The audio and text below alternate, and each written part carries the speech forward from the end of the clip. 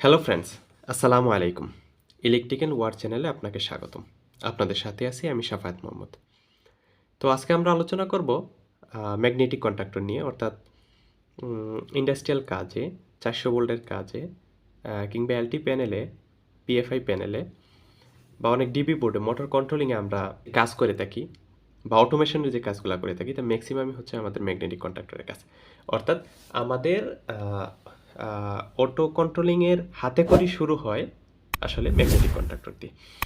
তো magnetic conductor বুঝতে হলে আমাকে প্রথমে দুইটা জিনিস বা টার্ম আমাকে বুঝতে হবে। সেটা হচ্ছে এনসি। এনসি মানে হচ্ছে নর্মালি ক্লোজ। নর্মালি ক্লোজ হচ্ছে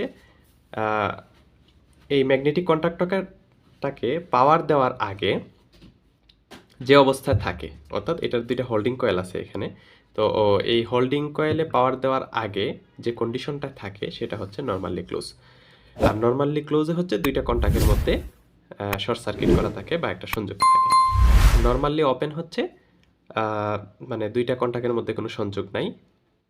আর আমি যখন পাওয়ার দিয়ে দেব তখন সেই এনসিটা এনও হয়ে যাবে, অর্থাৎ যেটা শর্ট ছিল আমার সেটা ডিসকানেক্ট হয়ে যাবে, আর যেটা হচ্ছে আমার ডিসকানেক্ট আছে সেটা শর্ট হয়ে যাবে।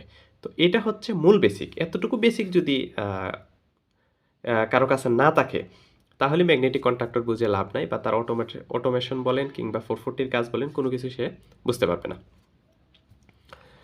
তো আমার কাছে যে ম্যাগনেটিক কন্ডাক্টরটা আছে সেটা হচ্ছে মিৎসুবিশি ব্র্যান্ডের একটি ম্যাগনেটিক কন্ডাক্টর। সাধারণত জাহাজ বা বিভিন্ন জায়গায় এই ম্যাগনেটিক কন্ডাক্টরটা ব্যবহার করা হয়।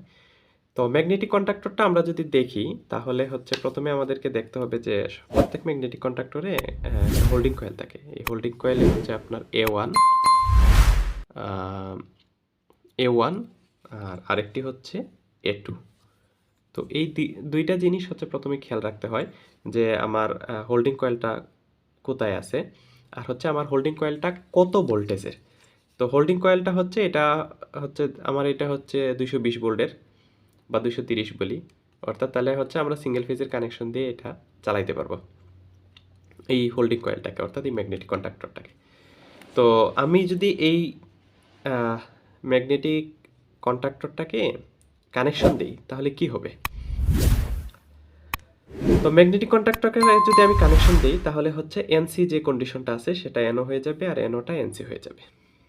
আর কানেকশন দেওয়ার পূর্বে যে ম্যাগনেটিক কন্ডাক্টরটা দেখব, তো ম্যাগনেটিক কন্ডাক্টর দেখার আগে শুরুতে যেটা দেখতে হয় সেটা হচ্ছে যে ম্যাগনেটিক কন্ডাক্টরের একটা হোল্ডিং কয়েল থাকে। হোল্ডিং কয়েলের এ1 এবং হচ্ছে এ2।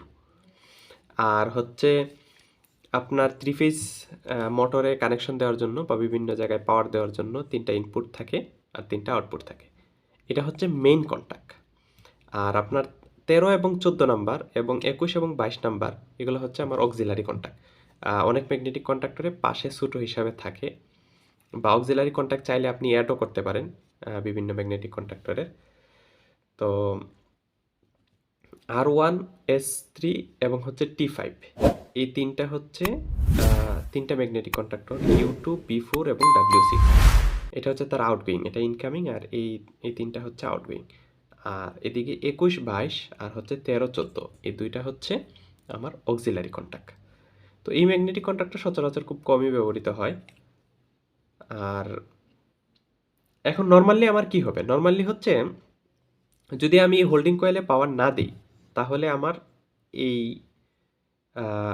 T5 W6 S3 B4 আর R1 এবং U2 এই একটা কন্টাক্ট আরেকটা কন্টাক্টের সাথে ওপেন থাকবে, অর্থাৎ এখানে কোনো সংযোগ থাকবে না।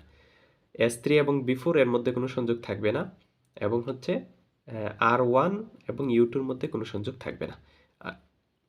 আর হচ্ছে 13 এবং 14 নম্বরটা নর্মালি এনো হিসাবে থাকবে, অর্থাৎ এই তিনটাই আমার হচ্ছে এনো হিসাবে থাকবে, আর এটা আমার নর্মালি এনসি থাকবে। এখন আমি যদি হোল্ডিং কয়েলের সংযোগ প্রদান করি তাহলে এই হোল্ডিং কয়েলটা ধরবে এবং ভিতরে একটা ম্যাগনেটিক ফোর্স তৈরি হবে, যার কারণে এটা কন্ট্যাক্টটা ধরবে। কন্ট্যাক্টটা ধরে এই অংশটা চাপ দিয়ে নিচে চলে যাবে। তো তখন হচ্ছে আমার এই যে চারটা আমার এনও ছিল, এই এনওটা এনসি হয়ে যাবে, আর এই এনসিটা এনও হয়ে যাবে। এনসিটা এনও হয়ে যাবে। তো এটাই ছিল হচ্ছে আমাদের আজকে ম্যাগনেটিক কন্ডাক্টরের মূল বেসিক।